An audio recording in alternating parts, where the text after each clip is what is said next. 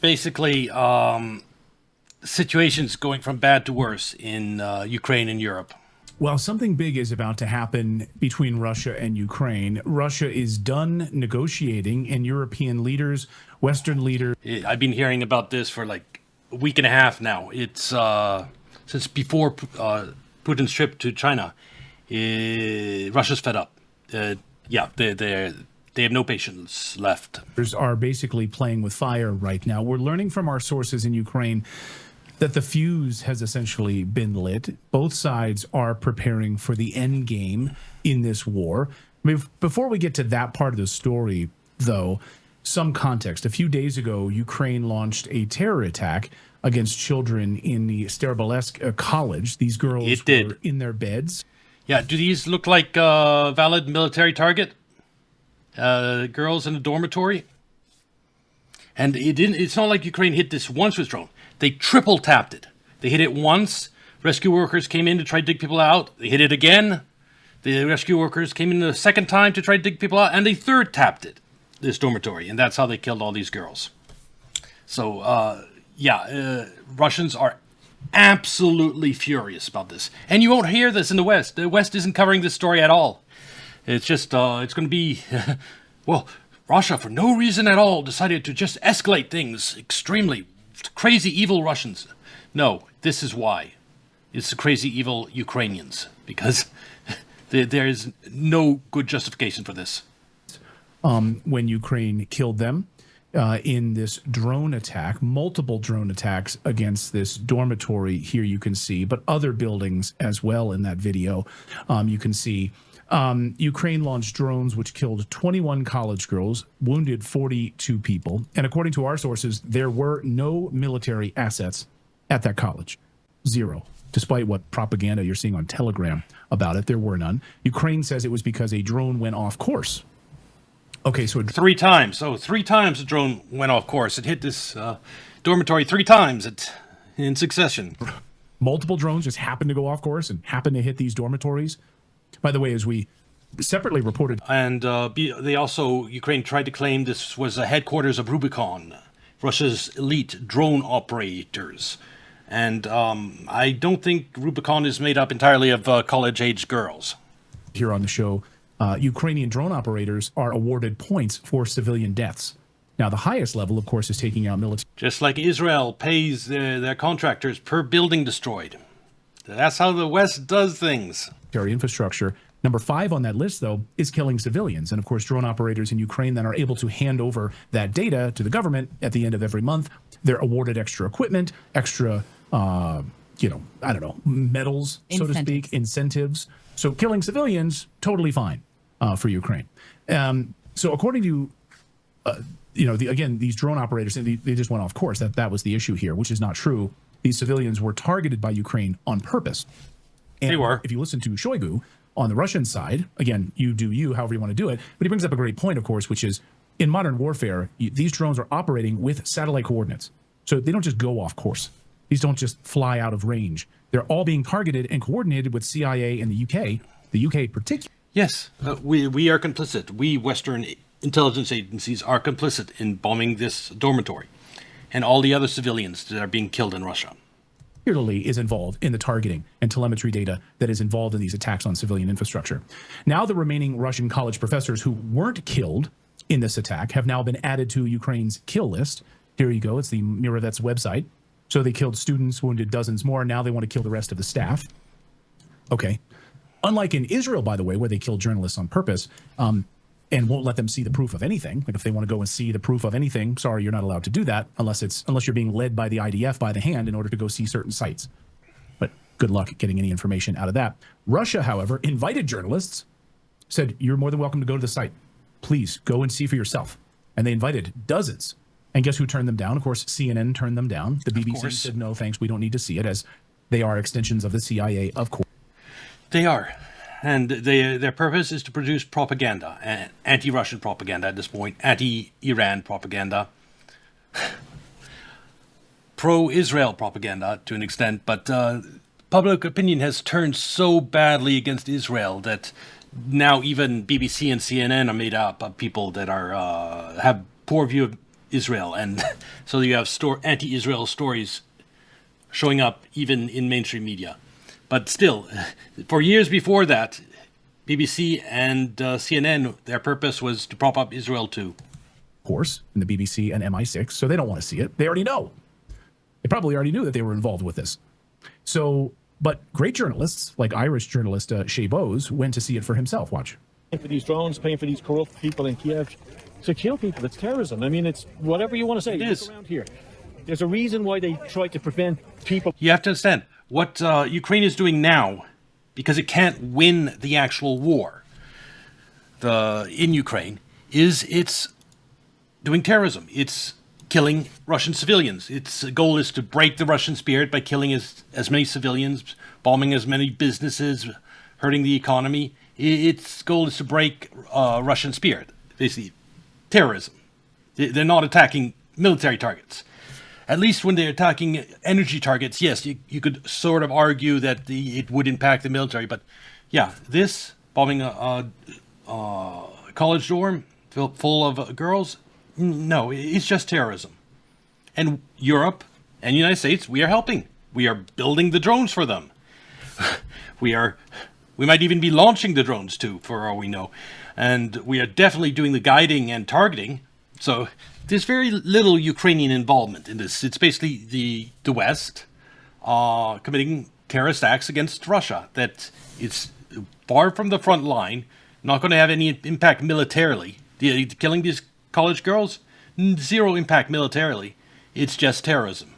People like me coming here, they try to prevent channels like RT. They try to stop us because they thought they're desperate to prevent the truth about this kind of terrorism getting to the people in Europe. Because if the people in Europe knew what the money was being spent on in this so-called war, which was started by the Americans and the British, of course, we know that too. If they knew what the money was being spent on to kill children in their beds, people would come out on the streets and they would, they would tell these politicians. And it's interesting, in Europe, where I'm from, the most corrupt... Europe just approved a $90 billion loan, quote unquote, to Ukraine. This is, call it a loan, but Ukraine's never going to repay it. They're just giving $90 billion so that Ukraine can keep on, murdering college-age girls in their dorms. Corrupt and unpopular politicians are the ones who are most dedicated to this religion of Zelensky and his Banderite Nazi friends who come and kill children in their beds. Yeah. Yep. Because someone who bombs a college girls' dorm, yeah, but I'm perfectly fine with calling them Nazis. So you can imagine Putin and the military leaders in Russia are not taking this lightly. Over the weekend, Russia launched a devastating response on Ukraine's capital of Kiev, launching for the first time its Oreshnik missiles. Now, this could be really the opening salvo in a potential nuclear war. When you think about if these had nuclear... It could. You have high-up Russian officials that are saying it's time to just nuke Europe. These Europeans are crazy. And we'll bomb them conventionally. If that doesn't work, maybe it's time for some European nations to cease to exist. Those are the exact words of a high-ranking advisor to the Kremlin right now. And that is becoming the consensus view in the Kremlin. If it's probably already the consensus view in the Kremlin. If these missiles had nuclear warheads attached to them, instead of just being used for ballistic attacks, flying up into space and evading air defense systems. And you can see here, this was overnight when these. Oreshnik is absolutely unstoppable. He goes up, goes in space, and then comes down at Mach 10 or Mach 15, I forget which one, but insanely fast. There's nothing that can intercept it. And it's a huge amount of, just even without a warhead, just a damage from the falling, even without an explosive warhead. Just the warheads they sometimes put planks of cement in them. And just the Mach 10 warheads filled with cement, the damage from that is like a mini nuclear bomb. Rained down on Kiev in multiple locations. Here's some more. We'll just play some of this. This was some natural sound you can hear here.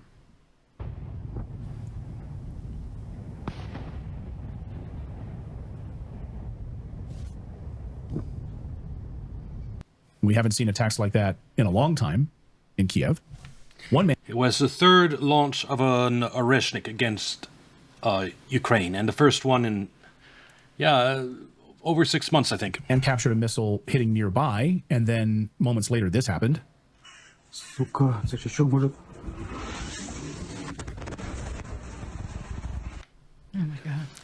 So Wasn't the yellow of that sunrise beautiful? that's just the beginning of what's coming. And over the past 24 hours, Russia has warned all foreign citizens to leave. Get out now. That this is, quote, the last straw. And we will be conducting systematic strikes on assorted targets all across Ukrainian's capital from now on. So get the hell out, right? If you're a EU diplomat, one of these puppets, who's there controlling that government, get out. Here's the Russian response. Given the continued terrorist attacks by the Kiev regime against Russian civilians, the Ministry of Defense of Russia will be targeting Ukrainian defense industry facilities in Kiev. Foreign nationals, including diplomatic missions and staff, should leave the city as soon as possible. Russia Now, has the EU, of course, has responded. held off on attacking Kiev so far in the war because there's a lot of Western personnel there, CIA, MI6, directing operations. Now they're fed up. Now they're going to attack. And before this is over, they might also attack a NATO state, one of the Baltic states, because they have been letting their airspace be used by Ukrainian drones to attack Russia. Saying we're staying put. We're not going anywhere. Here's the EU ambassador on Monday. He says, no, we're not leaving. And it would be hypocrisy for EU missions to leave. We're going to stay. Okay. So Dmitry Medvedev on the Russian side had this to say. The EU has said it will maintain its diplomatic presence in Kiev unchanged despite Russia's warnings. Well, apparently they've got diplomats to spare and they need to trim the headcount. Meaning these people are going to die. I mean, you can gloss it over any way you want. They are not going to die. They are playing brave. They will be hiding. Hide Agreed. where? When these Orishing missiles hit and you are destroying bunkers from They outer will be space? in the Good same luck. place that Zelensky films his videos, which is probably not in Kiev. Well, that's a good point. Yeah. So yeah, they're Exactly. probably in London somewhere too. Right. That's a good point. Don't let them make you think that they are playing brave. Yeah. They're in his villa in Italy. Yeah, Tuscany. Yeah. Yeah. Do you know? But you know, Zelensky, by the way, is now the 9th largest landowner in the United States. FYI. So maybe they're in the U.S. So that's the context of what we're about to see. What's next, though? What is next? What will this response look like? Well, it's anyone's guess, and only Russia knows for sure. But something big is coming, according to our sources. The buildup over the past few days has been enormous. Hearing from military experts and sources, forces and special forces from Germany, France, any kind of peace proposal. By the way, that claim about Zelensky being the biggest landowner in the United States, I don't think that's accurate. I think he does own property in the United States, but he's not the 9th biggest landowner. So they bomb and kill these 21 school children. So there is a political faction inside of Russia who said, we need to have been more aggressive. This needs to have been over a year ago. Yep. Those people are now proven right when you see young girls killed in their beds in their college dorm. It's an incredibly frustrating situation for those people, and you have to feel for them. So Putin's greatest If Russia had gone harder, the war might have been over sooner, and those girls might not have died. mistake could have been in believing Western leaders when Russia had Kiev completely surrounded. We covered this here on the show a number of years ago. Up to now, Putin and the Kremlin has been primary concern is not having escalation, with NATO. But now, for one thing, the U.S. wasted half of its ammunition in the Iran war and is tied down over there, so its deterrence is gone practically. I mean, what's it going to do if Putin does bomb the Baltic states? Is it going to go to war with Russia when it hasn't even dealt with Iran? The United States can't beat Iran, it can't beat Russia. And so, yeah, the deterrence is now... the NATO's deterrence has fallen dramatically. And they have escalated drastically in terms like bombing college dorms full of schoolgirls. So it's inevitable that there'll be some type of clash between Europe and NATO now. And this idea that they got beat back by the Ukrainians was hilarious. They didn't. They had the entire city surrounded. They had one artery in and out of that city, and they were ready to choke it off. And then Emmanuel Macron says, hold on. NATO says, hold on, let's make a deal. And so Russia backs off from Kiev and agrees to just kind of go to the front lines on the eastern part, where formerly eastern Ukraine. Do you think he's going to make that same mistake again? Nope. Falling for what the Western leaders have said? Boris Johnson flies in and totally destroys any kind of peace proposal that was in place? That happened. Boris Johnson killed, there could have been peace. And Everyone that died in this Ukraine war wouldn't have died if it wasn't for Boris Johnson coming in there and torching everything at the request of Europe. He was not acting just solely on his own discretion, but still. It's not going to happen.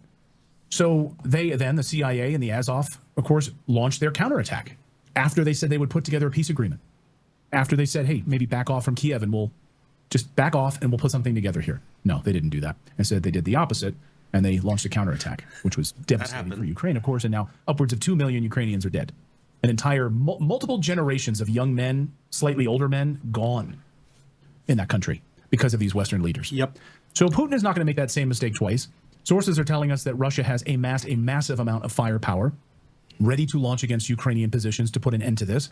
We're also learning today that Russian officials are taking the threats against the St. Petersburg Economic Forum on June 3rd through the 6th very seriously. That what's going to happen there, right? So do you think when all of these individuals come together in St. Petersburg that the CIA, MI6, Ukraine are not going to launch attacks against the St. Petersburg Economic Forum? Are you out of your mind?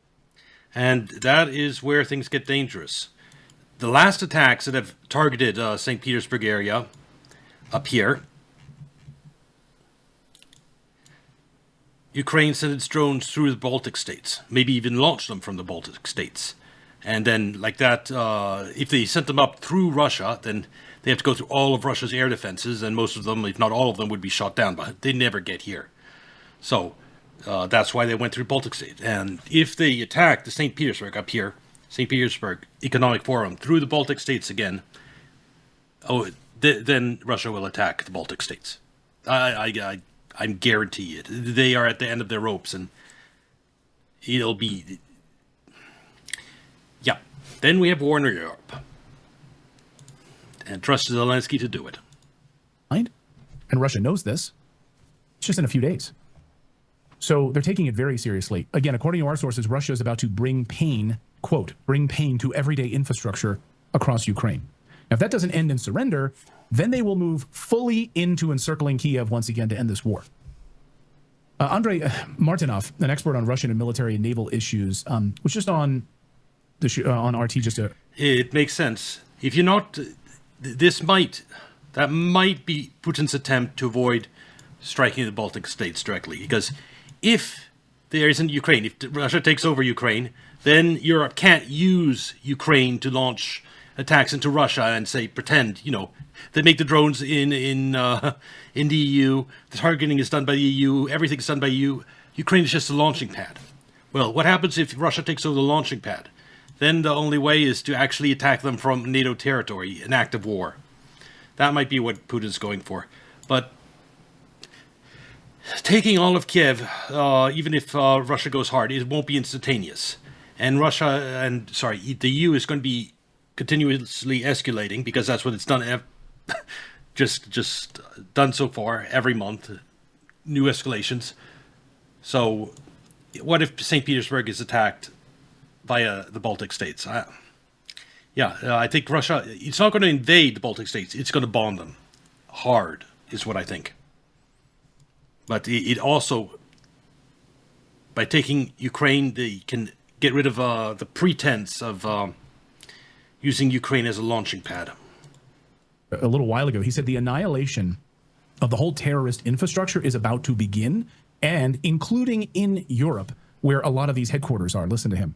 And so they have this, as what Sergei Lavrov stated, the tip of the spear, with which obviously due to their incompetence and highly low, very low cultural level, they thought that they could defeat Russia militarily. So now they know they can. So what you're going to do? You're going to go and do terrorist acts. Attack on Starobilsk and killing children, innocent children, is one of those things which... That's it. I mean, this is the tipping point, and Russia could have gone and do it in the more, By the way, Ukraine knows this. Ukraine has seen the same reports that I have and that these commentators have about Russia reaching their breaking point. The fact that after knowing that Russia's patience is over, they still go and attack this girl's dormitory, they want escalation. Zelensky wants escalation. He knows he's lost the war. And so he wants Russia to strike Europe. But at this point, Russia has no choice. It can't let Europe keep committing terrorist acts against Russia and do nothing.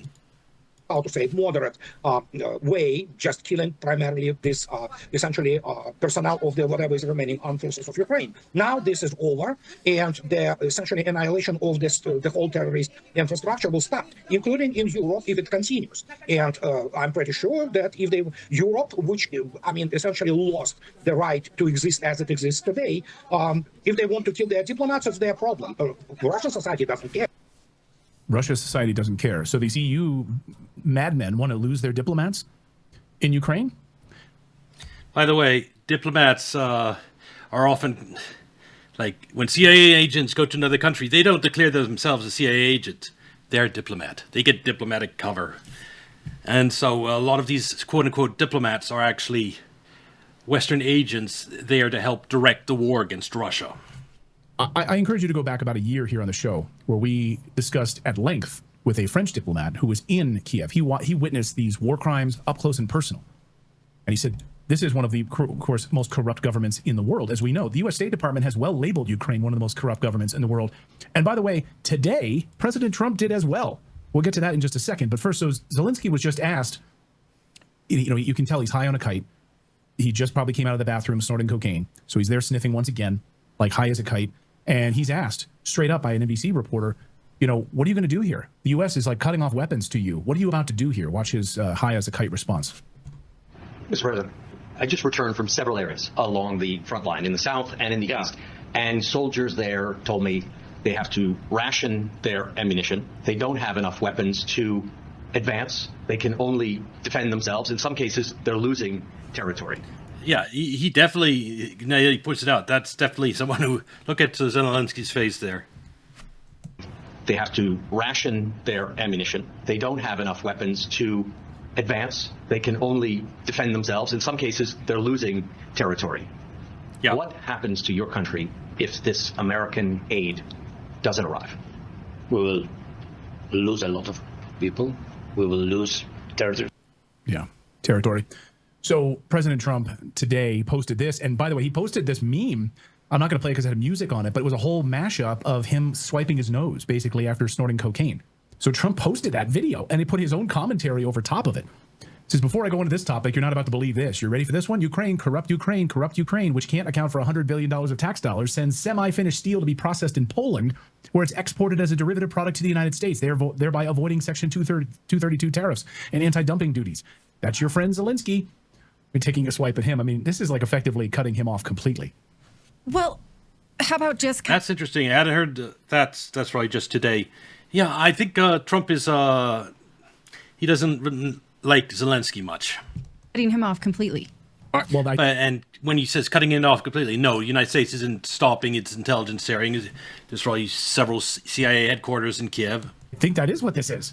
I mean, maybe not. I don't know. But again, maybe politically, like signaling that he's fed up with Zelensky politically. But the United States still deeply involved in the Ukraine war. They'll probably, I'm sure the war hawks in Congress will find a way to somehow funnel money through somebody, through NATO or otherwise, to make sure that he has weapons. No, I mean, he does have the power to just make... Well, the problem with that is there's no weapons to send. We used so much in this Iran war. We are stopping weapon shipments to like Taiwan, Japan. They're delaying them because we need the weapons ourselves. In that scenario, there's nothing for Ukraine. Make this stop. So, okay, go ahead, Philip. Yeah. Well, I mean, but the whole this whole time, this whole conflict, we've been sending money to Ukraine so they can buy weapons from us. And so, like, those military contractors don't want them to not be able to do that. So that's why I think they'll never cut them off as long as they could keep that grift going. They're going to keep it going. Right. And so it's extremely unhelpful to just release an obvious meme about the wastefulness about that. Do something. You were voted into the office to do something, to make it stop. Last year, he was in the White House, and Trump told him, you have no cards. So shut up and sit there. You have no cards. And yet we've continued to send him cards. And then we sent him cards and more money. And he does have cards. He every time Trump has been trying to pressure him into negotiations, and Zelensky just says, no, we won't give up any territory. And so negotiations go nowhere. And Trump is not willing to put any pressure on Zelensky. So Trump ultimately has no hold on Zelensky. And we follow it up with another meeting where he like kind of kisses his ass and says everything's great, we're fine, and we're back to being friends again. It's extremely exhausting. Like, yes, he's a bad dude. We've known this for years. And one of the most corrupt leaders in the world, and we're just sending him, and we can't account for billions of dollars. Oh, Zelensky is going to go down in history as a monster. It'll take time, though, to reverse all the propaganda that has been spread about Ukraine and how they're just freedom fighters trying to get back the territory. Nothing but their brutal oppression of ethnic Russians in Donbass for over a decade now. That have flowed there. And now we're funding terrorism on young children. And so what? So what? It doesn't help that you see that he's bad when it continues, when the grift continues. And now you look at EU leaders who want war with Russia so badly they can't take it. They are now condemning Russia's response to the Ukrainian attack on young girls. But they're condemning the response, but they're not mentioning it's the reason for it. Never condemned the attack in the first place. So that bit they're fine with, but Russia retaliating. I mean, think about how often they have repeated the terms Putin's unprovoked attack. Now we see a clear provocation and they are like this. They can't look at it. And what do we do with it? Yeah, just like when the war started, it was definitely provoked by the Ukrainian side, this entire Russian-Ukraine war. But the Western media never covers the provocations. Other than just be extremely frustrated. We can see it. We can see through their lies, but we have to keep going to work so that our taxpayers' dollars support it. I mean, you have upwards of 2 million Ukrainians have now been killed, and you have all of these mercenaries from other countries on the front lines being killed now. So it'll be really interesting once the real numbers start coming out as to how many Polish soldiers have been killed, how many British soldiers have been killed in Ukraine, how many American soldiers. I'm not talking mercenaries who are like bloodlusting and they're 40 years old and they just want to get away from their wives and they want to like go shoot some people. No. I'm talking like active duty and special forces. Will we get those numbers? We're working on it. But 2 million Ukrainians killed. How many more do you have? I mean, I know you're conscripted. I think it's more likely you're going to have British special forces and different Polish special forces. Yes, those two. We know that there have been Polish. A lot of Polish have gone and fight against Russia and Ukraine. Russia isn't just fighting Ukraine, it's fighting all of NATO. Conscripting farmers now. They're literally going out in the fields and grabbing farmers from their fields to fight. Okay, who do you have left? But shit's about to hit the fan, and we'll be watching it very closely here on the show. All right, get in your super chats now. And people are saying, Putin is reasonable, but he's also cornered. I don't know if he's cornered, but he's definitely, people are at their wits' end. Well, he's cornered. He has no choice. The Russians are angry. Russian people, Russian officials, everyone in Kremlin is just furious. And so he can't afford to not respond. At this point, his hands are tied. And he's just been to China, and he's explained this to Xi that he's going to need to go hard in Ukraine. And Xi has supported him. So the gloves are off at this point. Russia's going to go hard. And there are, of course, neocons in that country, like there are in the United States, who are nearby him, who've wanted him to be explosive in his attacks. But he's really held back on a lot of civilian infrastructure attacks. But I think this might be the straw that broke the camel's back. I'm sure. In fact, they told us that. Right. In their statement, this is the straw. Well, I mean, broke us. For us so far in the West, we are not able to feel the pain of what this feels like. I mean, you have to put yourself in the shoes of a Russian person who is feeling this attack on their own country and, loss of young. Yeah, just think about September 11th. How we respond to that. It's the September 11th, more people died, but it was a bunch of clearly innocent people that, if someone had bombed one of our colleges, one of our dorms filled with schoolgirls, we'd be furious too. Girls' lives who have nothing to do with this. And so we are insulated very much from that pain, the same way we're insulated from the pain of the April 8th attack on Lebanon, and with the same way we're insulated from the attacks on February 28th on the Iranian school of young girls. We are not supposed to feel it, and it's up to us whether we do or not. I feel it acutely. There are videos I'm going to talk about in just a second of a baby in Gaza with its foot blown off. I couldn't sleep last night because of this. We have to feel this. Yeah, it's horrible. IR updates that you're getting from everybody?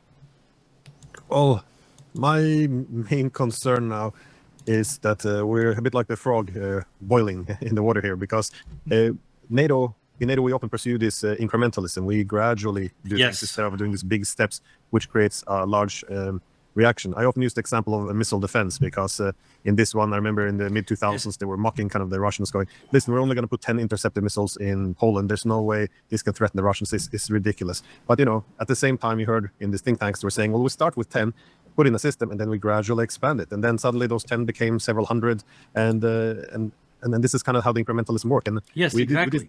Well, getting to my point, we do the same in the Ukraine war. We began, sending ammunitions. I remember the javelins, which Trump said was seen as problematic. We had gradually some tanks, artillery systems, HIMARS. I always use the example of Joe Biden making the point that we can't send F-16s. That would mean World War III. If you repeat this today, you would be spreading Russian propaganda. You'd be told that, of course, we're just helping this.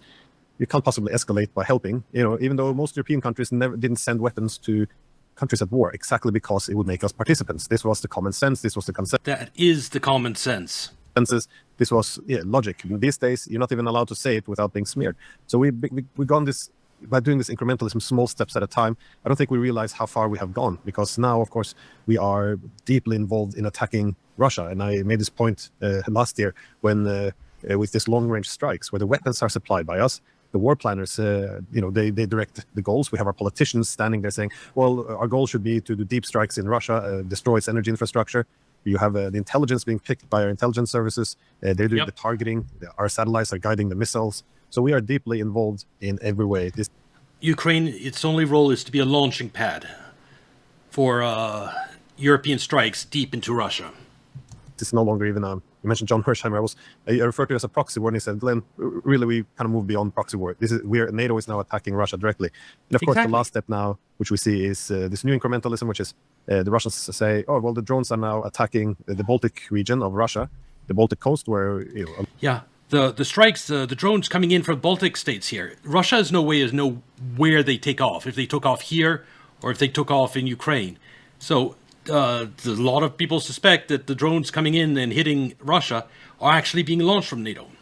And at that point, you have EU-made drones being launched from EU territory through EU airspace, striking deep into Russia and critical infrastructure. No Ukraine involved in it whatsoever. EU and Russia are basically already at war. A large part of Russian oil is exported. And it goes through the Baltic states, their territory. Given the distance, it's very likely that they're even launched from the Baltic states. Exactly. And first they deny it. No, this isn't happening. And then, of course, they say, oh, yes, it is happening, but we did not permit the Ukrainians from using this territory. And also, it's kind of the Russian... Plausible deniability. Yeah, as long as the Ukraine war is going on, we can launch weapons, drones from anywhere in the EU and just say, oh, Ukraine did it. And that's what the game... the EU is trying to play. It's false, because the drones wouldn't be there if it wasn't for Russia's, unprovoked attack. And then now we're moving to seeing the Swedish Prime Minister saying, listen, if the drones are crashing in NATO countries, we should at least help direct them in the right direction towards Russia. So, it was a same with the long-range strikes. First, we're not going to give long-range weapons. Okay, we are going to give them, but we're going to put restrictions on what they're allowed to use them for. Then gradually the restrictions are removed. So we are the boiling frog now, and we have attacked Russia, and the Russians have now reached the conclusion that this can't continue. It's time to strike back and retaliate. Yeah, and I mean, the horrible thing is that Mr. Which means wider war in Europe. And I must say, the Iran war definitely changed things, because it decimated NATO's deterrence. United States lost to Iran. It wasted half of its ammunition, more than half in some cases, in Iran. And it's going to take it years to replenish. And the Iran war isn't even over. The U.S. is still tied down there. It just bombed Iran yesterday. So the United States is in no position to wage war against Russia. We can't even handle Iran. And if you think, oh, well, all these countries like Germany, Poland, France, they have military. They could, if they all allied together, they could go fight... Russia, well, you have to understand, all the tanks, Germany, all the air defense of Germany, all the artillery of Germany, that's already gone to Ukraine. A good part of, Poland, a good part of that army is already going and fighting in Ukraine. And except for the Navy, because it's a land war over there, so they haven't really sent over Navy, but anything like that has wheels or tanks, that's been sent to Ukraine. There's barely... There's just a token amount left in the country. So there's rest of EU stands no chance against Russia.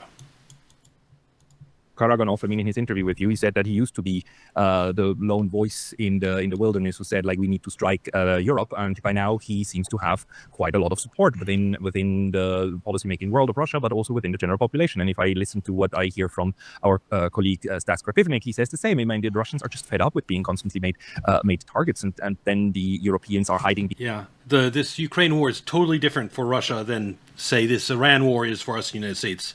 Iran hasn't killed anyone in the United States. It hasn't sent missiles into the United States. It's not actively threatening the United States. We don't care. Russia's been... First, they for decades were threatening what Russians see as Russian. The people of the Donbass, they speak Russian, ethnically Russian, worship the Russian Orthodox Church, and it's just because the way Soviet Union broke up, they put this Russian segment into Ukraine. Ukraine is historically only this segment here. This is Russia, historically. So Ukraine just lucked out and was given a lot of land it never conquered, Ukrainians, and to some place called Ukraine. But so Ukrainians have been attacking Donbass for 8 years after 2014. And since the war began, they've been attacking Russia proper. They even invaded Russia proper. Russians are invested in this war, in seeing it through and seeing Ukraine defeated. There's also, like, for example, the fire in Odessa, where 50 ethnic Russians were burned alive in 2014. There's still, Kremlin recently say the people who did that will finally be brought to justice. And I support that fully. When you burn 50 civilians alive, you track down who did that and you put them in jail. Ukraine never did that because they're the base of the Nazis. I mean, they are people that do not value human life. Behind, like, we are not part of the war, when they do all of these things and do them out in the open. And over the weekend, we are talking today on Monday, 25th of May, over the weekend actually, or on Friday, the Ukrainian side attacked actually a school, a college dorm in Lugansk. Yeah, we just saw that. 21 students there. The Ukrainians are saying it was a drone, a school for drone pilots, which would be like the dumbest place on earth to put a Yeah, it was. Why were all the victims girls? Do you think they didn't just say it was a school for pilots? They said it was a Rubicon headquarters. And I don't think Rubicon, Russia's elite drone operators, are made up entirely of college-age girls. No, it was what it claimed to be, a dorm. Drone pilot school too. Russia is of course saying, like, no, this was a teacher and a pedagogic school teaching future teachers that now died, and Europe is actually pretending that this is another one of these things that never happened, and that the retaliation that came through Oreshnik strikes and other missile systems was absolutely unprovoked. I mean, Kaja Kallas today published this another one of these of her insane tweets, and it's just like the whole logic of it. Russia hit a dead end on the battlefield, so it terrorizes Ukraine with deliberate strikes on city centers. Yeah, no mention of what provoked this. These are abhorrent acts, terror meant to kill as many civilians as possible. Moscow reportedly using Oreshnik intermediate-range ballistic missile system designed to carry nuclear warheads is a political scare tactic and reckless nuclear brinkmanship. She says at the same time that these are devastating weapons and that they try to kill as many Ukrainians as possible, yet we know they killed 4 people in Kiev. It's like, how is it possible that these people put out such tweets and do not understand that what you're doing is you're just bringing the Russians closer and closer to actually do something? Because we have leaders in Europe that are betraying their people. Like, just look at immigration. Overwhelming amount of population against this endless migration. Yet all leaders in UK, France, Germany, they do it anyway. Same thing with this war in Russia. Germans, the average French person does not want to be sent off in the front line in Ukraine to fight against the Russians. But Macron wants to do that. He wants to send French to that, and you provoke Russia into finally striking a Baltic state. That's what Macron is going to try. He's going to try to conscript French citizens and send them off to die in Ukraine. I don't think it'll work. I think there'll be huge blowback. And can you imagine when their country's being invaded by women that are sexually assaulting their women, like in France, and now Macron wants to send the native French off to die, so that you're literally replacing them with sexual deviants from the Middle East. Being very drastic. Do you think this is on purpose? Are they baiting Russia again to basically enlarge the war the way it was enlarged in 2022, or is it utter ignorance for the actual battlefield dynamic at the moment? Well, this is the continuation of the unprovoked narrative, where suddenly, oh, how could the Russians possibly do this? It came out of nowhere. And if like you would introduce some common sense, well, actually, this didn't come out of nowhere. It was very much provoked. And they always have the same logic. Well, that means you're then legitimizing and supporting the Russian strikes. In other words, you are with the Russians, and now any personal attack on you is open. You're an apologist for Putin, and no one should ever listen to you. So we criminalized all dissent. There's no these leaders can say any nonsense they want, and there will be no dissent at all, because their whole argument is everything is unprovoked. They say it's unprovoked. Because the mainstream media is the problem. It lets them get away with it. It protects them. It empowers them. Macron owes his election victories to support from the media that propped him up. And they're beholden to them, and they're beholden to the whole liberal, U.S.-dominated worldview that got them elected, and they will betray their own people to fulfill that worldview. That means you're backing the enemy, essentially. So they're globalists, not leaders of their people. The narrative we have stuck ourselves in, which is why the water keeps boiling, for our little frog here. But you're right with the condemnation. It doesn't make any sense. I mean, why wouldn't they condemn the killing of all of these students in Lugansk? Well, because if they condemned it, their people might learn about it. And if the people learn, Ukraine did this terrible thing targeting students, they might ask, what other terrible things have the Ukrainians done? Then they might look into that, and then they make, oh my God, they actually are Nazis. Ukraine is the bad guy. Why the fuck are we giving money to the bad guy to fight the Russians? Yeah, they want to avoid all that, so they don't mention it when Ukraine commits war crimes, atrocities, etc., which happens fairly often. Why? They struck the school, and then afterwards they condemn the retaliation. When you're only able to condemn one side, well, what are you doing then? Is this based on principles of human rights, or is this just cheerleading? So whatever the enemy does is evil, and whatever our side does is it doesn't matter. Condemnations means nothing at all when there's no principles. And as I said, they keep referring to genocide of Ukrainians, efforts to kill as many as possible. How can you strike with 600 missiles and drones, and then 4 people are killed, and the goal was to create as much death as possible? If you strike a massive city like Kiev, and the goal is... Yeah, no, same thing with the Iran strikes, where Iran...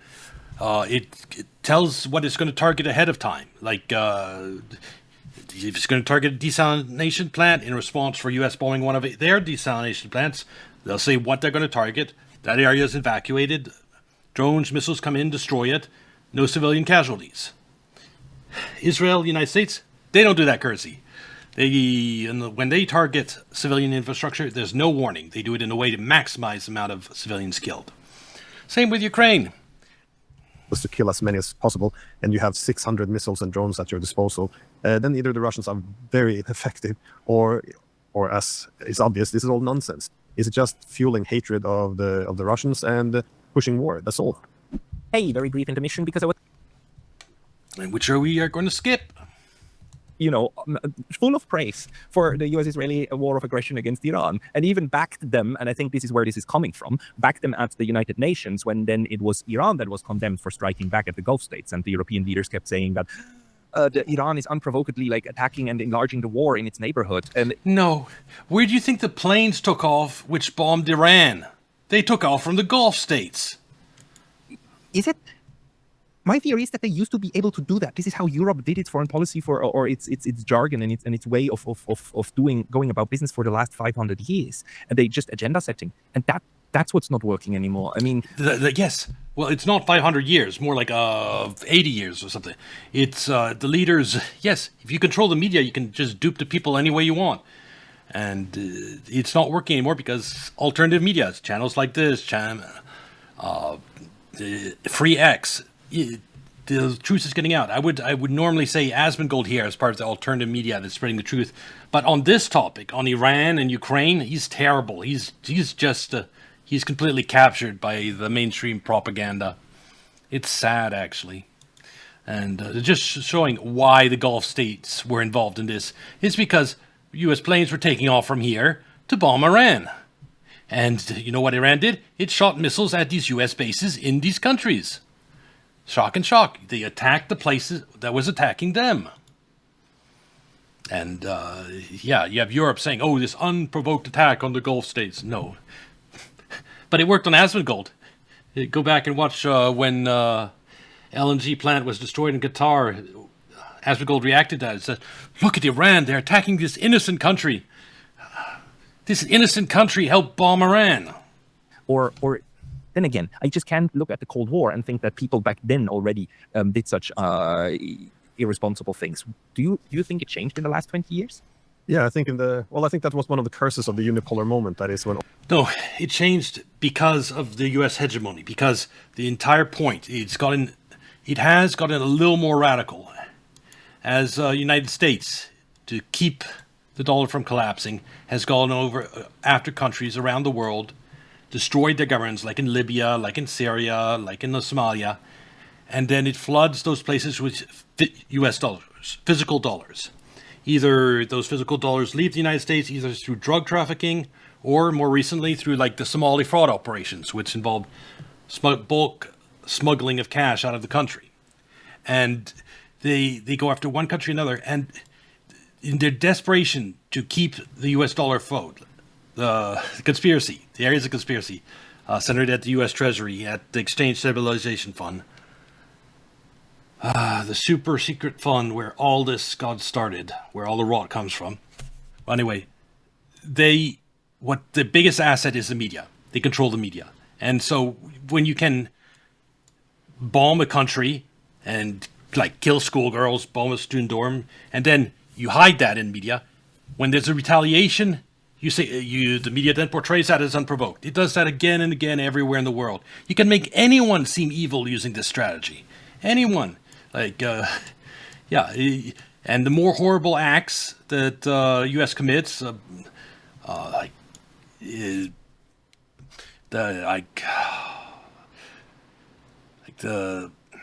can't think of, don't have a list off the top of my head. You have to go back and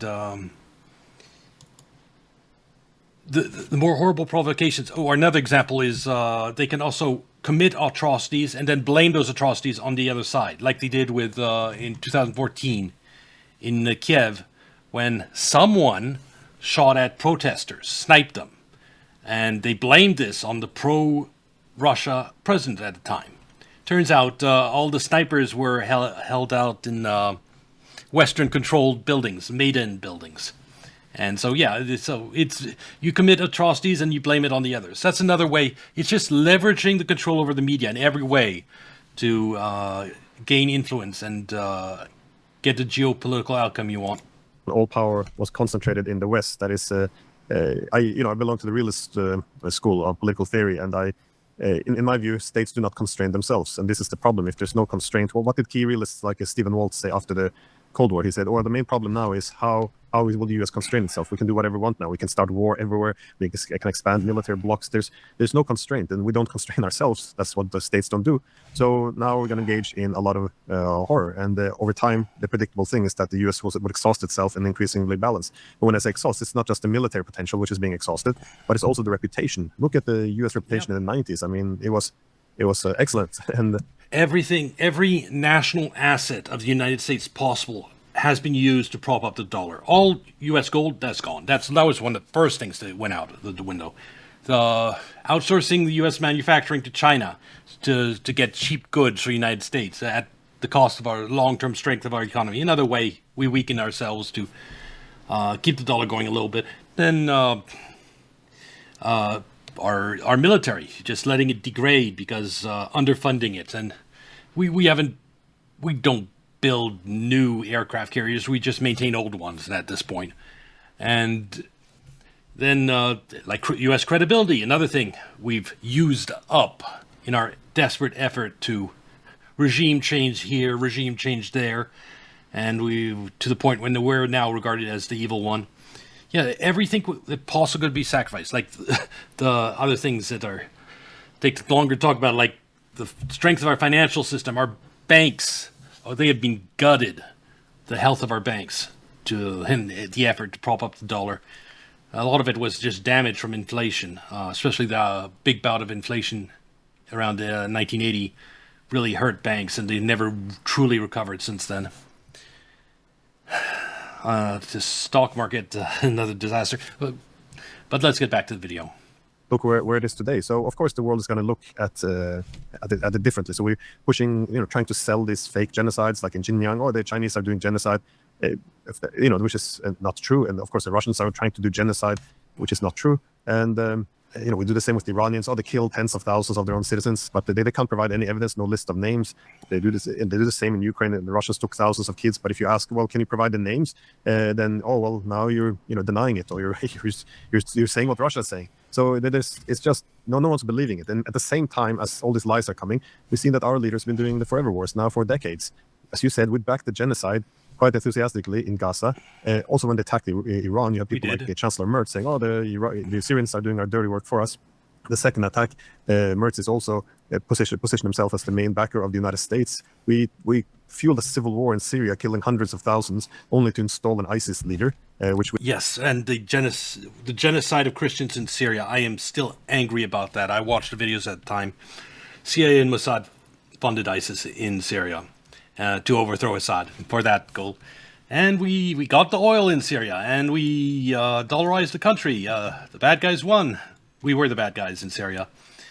And, I mean, Christians weren't being genocided under the Assad regime. Yet now there's 1 million less Christians in Syria. Who's responsible for that?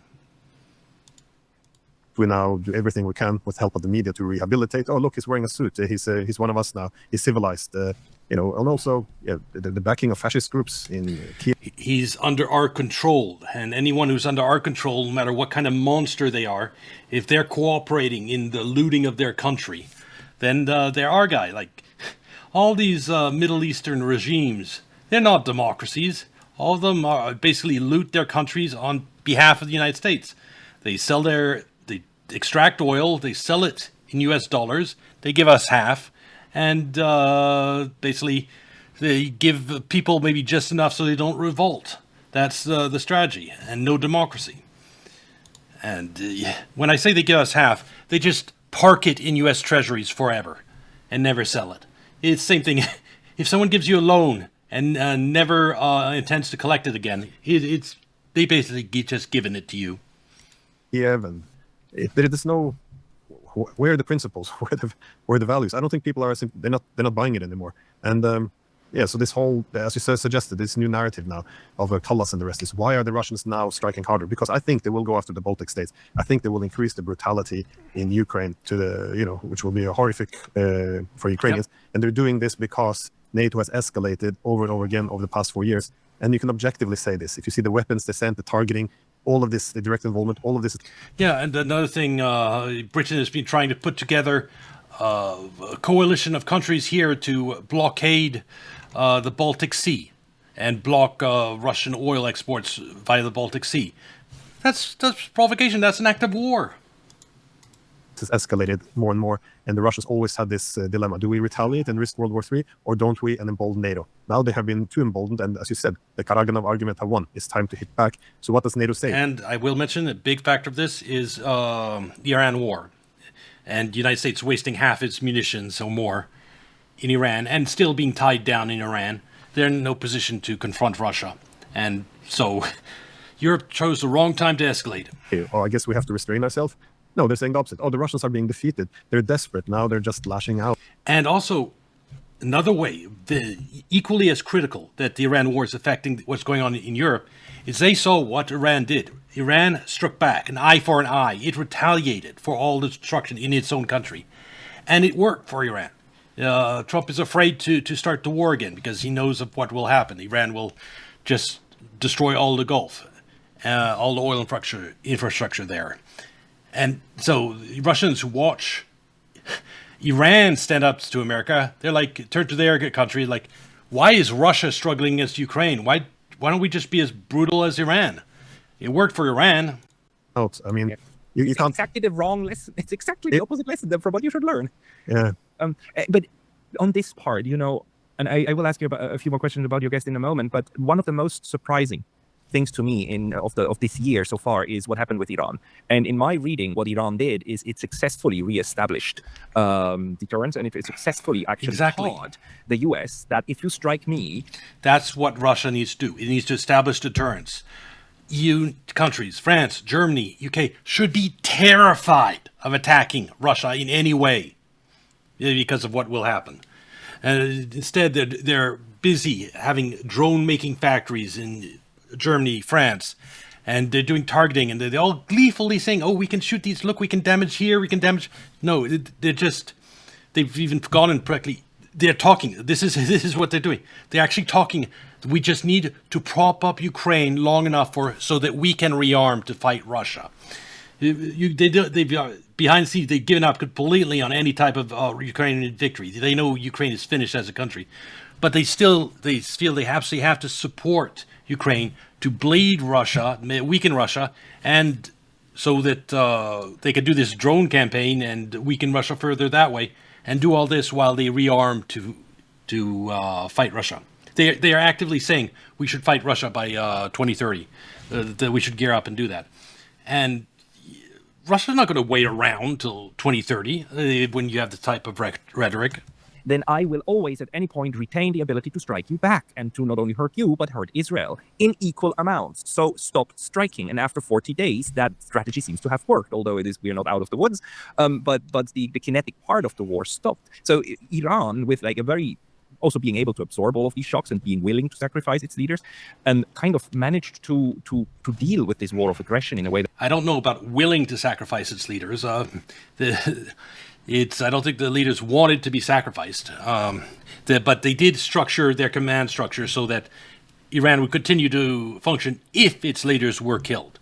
And yes, they did do that. So they endured the loss of their leaders. that I haven't seen before. Do you think that this holds any kind of lessons of how Russia can approach its war with NATO? Yeah, no, I think this is also one of the big lessons. Well, first I always make the point, the reason why the present time is so dangerous is because the Europeans are escalating in such a reckless way. The Americans at the same time are pulling back, handing over the war to the Europeans, so the Europeans can't rely on their support. So they're escalating, they're losing their backing, and then also at the same time Russia restores deterrence. I mean, anyone with half a brain can see that this is an absolute disaster. Provoking Russia, forcing them to do something. They don't have the United States. The United States is not going to come in and bail out Europe. They have no military whatsoever to take on Russia with. So this ends with with Europe being pulverized by attacks from Russia and not daring to strike back because knowing that Russia only used a fraction of their firepower, and knowing that any decision to strike back would mean the end of several European countries. This is going to result in disaster unless we do something. And of course, then, as you suggest, the Iran war comes on top, which has entirely new lessons for Russia, because Iran did not, try to look the other way and hope that, they would avoid escalation. No, they saw all these attacks from happening, and they. Well, to be fair, last year during the 12-day war, Iran did the same strategy as Russia, which is trying to avoid escalation. They even went so far as to let United States bomb their nuclear sites and not retaliate for that, and to let it end there. So yeah, Iran was doing the trying not to escalate thing last year. But the problem is, United States bombed all of Iran's moderates. The supreme leader was against nuclear weapons. We killed him. We killed all the people that were trying to talk. And when you kill all the moderates and leave the radicals in power, well, the radicals went to work. And the radical strategy worked a lot better. They showed the ability to go up that escalation ladder with the United States. And it's exactly because they went up the escalation ladder that America has become more cautious. I mean, why aren't the Americans burning down all of the energy facilities across Iran? Well, it's one reason. If they do this, then the Iranians will retaliate and they will burn down all the energy infrastructure, desalination plant across the Gulf states, and essentially make these countries unlivable, turning them back into deserts. So it's because they're willing to escalate that the Americans aren't going all the way. So now they're sitting in Russia going, what have we been doing for the past 4 years? Because we restrained ourselves, and we can read the Western newspapers. They're saying that our restraint was weakness. We're too afraid of NATO. NATO can launch missiles at our capital, and we don't dare to do anything in return. And also, they look towards the Baltic states now. As the Baltic states are involved in attacks on Russia, they're saying, what did Iran do? Well, when the Americans attacked the Iranians, looked where the attacks coming from. They're coming from the Gulf states. So they attacked, and they did attack the UAE. They attacked Qatar, Saudi Arabia, Kuwait, Jordan. Anyone who participated in the attack are now. So if if attacks against Russia are coming from the Baltic states, you attack the Baltic states.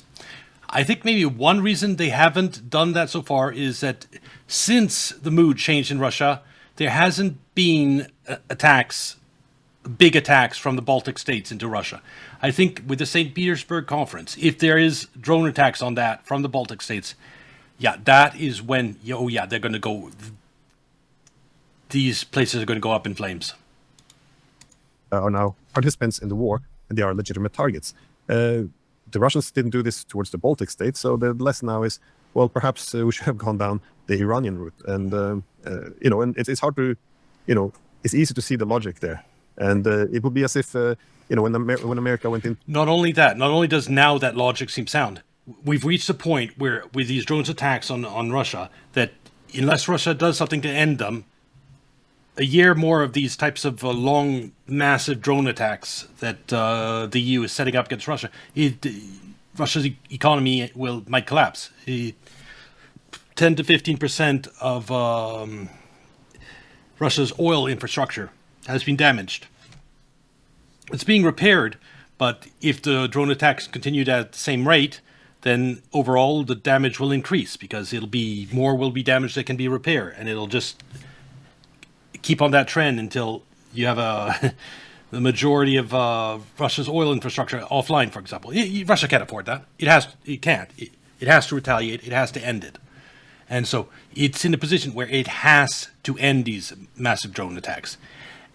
And you now have this successful Iranian strategy of targeting what's attacking you. It's really simple. If some place is attacking you, you target it and you blow it up. It makes sense. So we're going to see that. We're going to see Russia strike an EU member. And it will be an EU member involved in attacks against Russia. To kidnap Maduro, if the Russians and Chinese would then send missiles to Venezuela, start raining missiles on Washington, would Washington say this is merely a Venezuelan attack? No. Or if you would turn it the other way, if Canada would host the Iranian missiles to launch at the American cities, and then Canada would say, no, we're just we're a neutral country, we just happen to have our airspace used by the Iranians. No, this would never. This is a ridiculous argument. Of course, the Gulf states participate in this. Not only did they allow it, but we also now heard that they lobbied very hard for the U.S., especially the UAE and Saudi Arabia, to attack Iran. So they are participants, and if Iran wants to have any deterrent, they have to strike against those who attack them. And this is the lesson now in Russia, which should be common sense. But if you say it, then they say, well, then you're supporting it. You're legitimizing it. You're encouraging attacks on Europe. Now, they have to come after you as a person. By the way, China has seen all this too. It's seen the Russian strategy over the last 4 years that hasn't worked yet. It's own progress. Russia has slowly won the war, but it's not overall nowhere near as effective as what Iran did. And so that's why I think Xi told Putin, go ahead, just do what you need to do at their meeting last week. This is the new Europe. This is why, again, the frog is boiling here. There is no point for common sense can come in.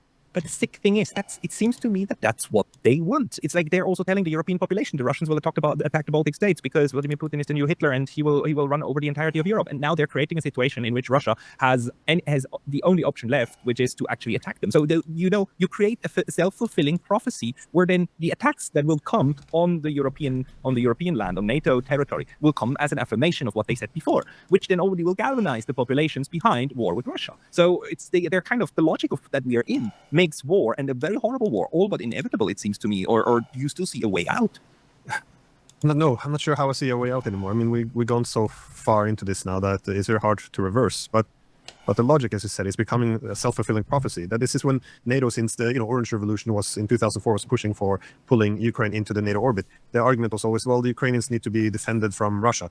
However, the Russians weren't making any threats, any claims to Ukraine. Barely 20, as NATO recognized back then, only 20% of Ukrainians actually wanted to be part of NATO. Most favored cooperation with Russia. So we wanted to help them so much, even if they didn't want it, and there was no threats against them. But then, of course, once we topple the government in Kiev and then begins to empower the far-right extremists and pump in no weapons, build up proxy armies, attack Donbass, then, of course, now now you have a Russian threat, and so you create a self-fulfilling prophecy. And I said the same with the Baltic states. This the idea that the Russians would, You put in a regime in Kiev that is rabidly anti-Russian. You arm Ukraine to the teeth, and you prepare a 200,000 army to go in and brutally suppress the Donbass, ethnic Russians in Donbass. Russia had to get involved. And besides, it's not a democracy in Ukraine. The democracy was the pro-Russian president that was forced to flee. And then any other pro-Russian politician was hounded out of the country or actually just outright killed. It wasn't just those 50 that were burned alive in Odessa. That type of political purge across Ukraine was happening. And if there aren't any pro-Russia candidates, then, well, the 2/3 of the country that are pro-Russian have no one to vote for. And you can put in this Nazi regime in Kiev. Once they're finished with Ukraine, they're going to go and attack next the Baltic states. I said, it's nonsense. They're not going to attack the Baltic states. That makes no sense at all. They were responding to what they saw as an existential security threat coming from Ukraine. But it's not nonsense anymore. After we're doing long-range strikes into Russia, using NATO territory, then the Baltic states and probably Finland to attack Russia, now I assume an attack will come on the Baltic states. It's more likely than not. So exactly, as you said, it creates this self-fulfilling prophecies. I remember even James Baker used this argument in an article he wrote in 2000. Right? It'll happen because Europe won't stop. They'll keep on escalating, keep on provoking. They'll do something even more extreme. And if Russia does nothing, it'll collapse because it's now reached that point where the attacks Europe are doing are just, Russia can't shrug them off. So Russia will retaliate. It will hit a Baltic state. In response to NATO expansion, they said, well, why are we expanding NATO? There's no Russian threat. We said there might be one in the future. Was saying the obvious thing. If we expand NATO, Russia will see this as a threat. They will take countermeasures, and then we'll have our self-fulfilling prophecy. This was the argument of Kennan and many others. So this is what we do. And the problem is, because this is what we do, we're stuck in narrative. You say, what can we do to get out of this? Nothing, because we committed ourselves to narrative that we're only defending. All these politicians across Europe and all the political elites, career politicians, are all invested in this ever-expanding NATO and ever defeating Russia. They won't stop until either Russia strikes back decisively and puts an end to the nonsense, or Russia is balkanized, broken up in a lot of tiny little pieces that Europe and the United States can go in and loot and fuck over the people. That is the end goal. So you have politicians that have been anti-Russia their entire lives, have lied to their own people about what's going on in Ukraine for now over 5 years, even before the war started. They can't face accountability. They can't admit, okay, we were lying about Ukraine the whole time. They're actually not the good guys. Yeah, they can't do that. Ourselves. This is a Russian imperialist expansionist motivation. Nothing is happening because of what we have done. So how can we pull back when we can't even recognize that we've done anything wrong?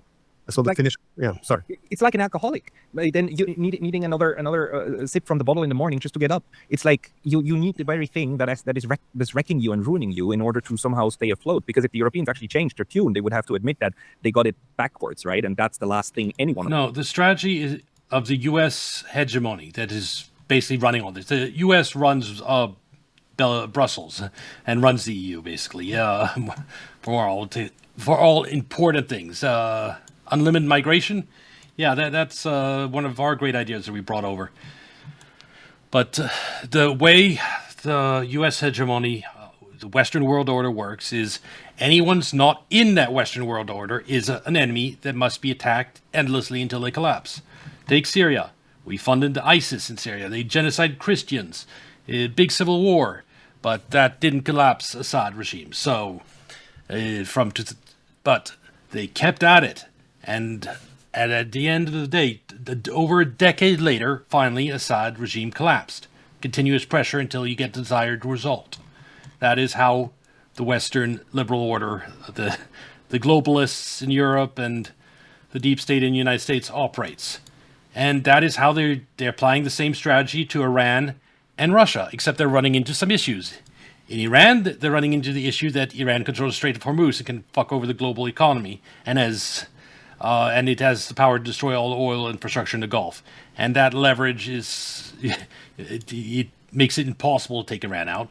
And Russia is a superpower, and you can't deduce Russia what you did to Syria. It won't work. We no longer have the strength to do something like that. None of them will do. Yeah, well, this is the new radicalism I see, because anyone studying international security and international relations know that the point of departure in assessing conflicts is what's referred to as the international anarchy. Of all these states, they all compete for security and power. So, for example, China develops some new missiles to be safe. That will be insecurity for the Americans. They will develop more missiles that will be. Yeah, that is just rational thinking. But you have a U.S. hegemony right now. It depends. It's a Ponzi scheme. The dollar. It's flooding the world with dollars. But it needs to not only maintain the outward flow of dollars, from Somali fraud, drug trafficking to the rest of the world. I think now fentanyl is a huge part of it. It's replaced the heroin from Afghanistan. And you need to have more places you can pump these dollars into. So you take out Iraq, completely dollarized. We fly pallets full of dollars into there. Syria, completely dollarized. A good chunk of Africa, completely dollarized. You'd have to look exactly where. And these Gulf states that are our allies have their currencies pegged to the dollar and petrodollar. They're basically part of our vassal states. They're part of the dollar. Only places that are outside of that are Cuba, Iran, Russia, and China. Those are the big ones. And so we're going after all of those. And we got Venezuela, sort of. I haven't looked into Venezuela deeply. I expect something to go wrong at some point with that, by the way. Things went too smoothly there. Something is going to go wrong eventually. Security for the Russians. This is the security competition. However, I saw the Finnish foreign minister speak, was it 2-3 days ago? And she was making the point that, NATO is not a threat to Russia, but Russia is a threat not just to us, but to world peace. But if this is how you view the world, it's good guys and bad guys. Our missiles are good, their missiles are bad. Yeah. You can't reduce the security competition. What has always been recognized as creating peace is we're putting ourselves in the shoes of the other side, seeking. From Russia's perspective, the U.S. is just this crazy nation to go in and bomb your leaders if you don't have deterrence, like they did to Iran. Compromise. You can't do that because, as they say, the idea that the world's largest military bloc is established against Russia, seeking now to bring together all of Europe except the largest country in Europe, which is Russia. Obviously this creates zero-sum logic. It revives the mentality of the Cold War. And yet, NATO's not a threat to Russia. That's it. Just a blanket statement. There's nothing to discuss here. Move on. And, we will continue to expand. We will do our illegal interventionism everywhere. We will interfere in Russia's domestic affairs. We'll surround the country with military infrastructure and missiles. We'll arm crazy anti-Russian fascist groups. We'll do anything it takes. But if the Russians say that this somehow undermines their security, it's madness. And if you, as an EU citizen, would say it, then you would be, you would be smeared. You would be cancelled. You can even be deplatformed, and it's happened to some people in this group of commentators that Scott Ritter, I think, was deplatformed and couldn't bank, and it completely disrupts your lives and is fairly effective in distracting you and making it difficult for you to create content and to comment on world affairs. Anyway, these were two very interesting videos, and this will be on YouTube. Like and subscribe. Come watch on Kick or Twitch, and I'll see you next video. Bye.